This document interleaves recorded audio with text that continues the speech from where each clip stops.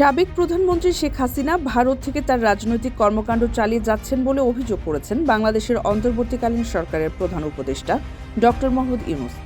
তিনি বলেছেন, বিচারের মুখোমুখি করতে অবশ্যই হাসিনাকে ফিরিয়ে দিতে হবে ভারতকে। এছাড়া হাসিনাকে ফিরিয়ে না দিলে বাংলাদেশ ও ভারতের মধ্যে খুব একটা সুখের সম্পর্ক তৈরি হবে না বলেও হুঁশিয়ারি উচ্চারণ করেছেন তিনি। ভারতীয় সংবাদ মাধ্যম দ্য হিন্দুকে দেওয়া এক সাক্ষাৎকারে ডক্টর ইউনূস এসব কথা বলেন।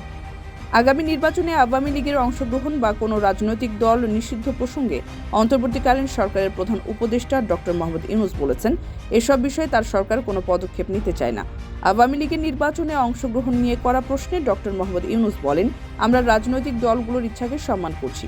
এরই মধ্যে বিএনপি ঘোষণা দিয়েছে যে সব রাজনৈতিক দল নির্বাচনে অংশ নেবে। সুতরাং দেশের একটি বড় দলের মতামতকে আমরা উপেক্ষা করতে পারি না।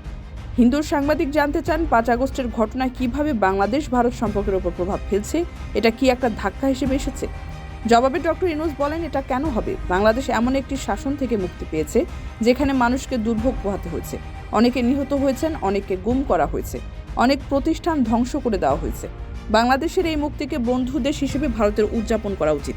অনেক রাষ্ট্র যেমনটি করেছে তেমন ভারতেরও আমাদের তরুণদের সঙ্গে যুক্ত হওয়া উচিত এবং একসঙ্গে উদযাপন করা উচিত। কারো কাছে স্বপ্ন পূরণ, কারো আনন্দের উপলক্ষ, আবার কারো জীবন পাল্টে দেওয়ার মুহূর্ত, কখনো জীবন বাঁচাতে সর্বোচ্চ গতিতে উড়ে চলা, কারো আবেগের শেষ মুহূর্ত, আপনজনের শেষ বিদায়ে সামিল হওয়া। এমন সব ইচ্ছে পূরণে সর্বনিম্ন ভাড়ায় দ্রুতগতির বাহন প্রবাসীর হেলিকপ্টার। আপনার প্রয়োজনে যোগাযোগ করুন আমাদের হটলাইনে।